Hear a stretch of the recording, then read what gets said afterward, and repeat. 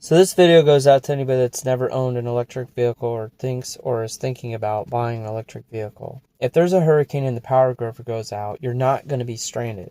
One of the reasons why is typically when we have our Teslas, we go home or whenever we get a chance, we plug them in. So typically our battery is around 50% capacity, which would be at 300-mile range. That'd be around 150, 140 miles you could drive.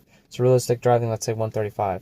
So in the event of not having power, if we had to go anywhere, mind you, we could stay there and use climate control in the vehicle or power home with the Tesla, right?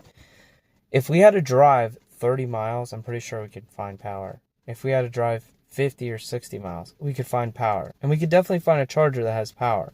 But if you have a gasoline-powered vehicle, don't you know or realize that the pump takes electricity to pump gasoline in your vehicle?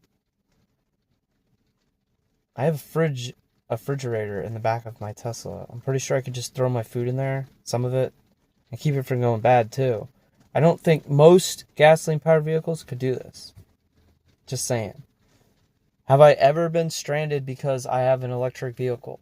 Nope. I've been out in the Midwest, like out in Nebraska in a cornfield, and still found a fucking charger. Believe it or not, there's some that you'd be like, what the fuck, there's a charger here?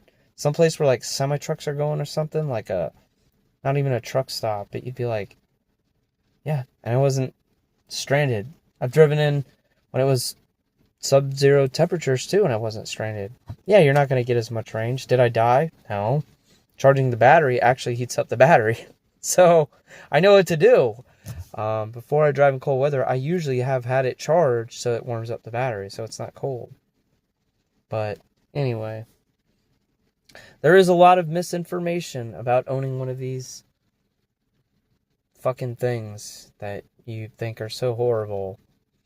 My last one went up to about 130,000 miles, and I never had to do anything but add washer fluid.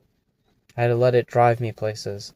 And as you can see in my other videos, it's not scary. Like, I've been on job sites where there's like moving machines and cranes and backhoes going around, and there's no road, and it still drove me home. Like, in the snow, the rain, thunderstorms, that fucking tornado on I-80 in Nebraska a few years ago that took the two brothers out of the house. I was driving by that thing. Autopilot didn't get blown off the side of the road or something. It's interesting. There's just a lot of propaganda out there about having an electric vehicle. You'll be okay. You don't have to buy one if you don't want to. I just wanted to comment about some of the things that I see people typically talk about that don't own a Tesla or talk about. And I don't have to pay for a battery either. Never had to experience that either. And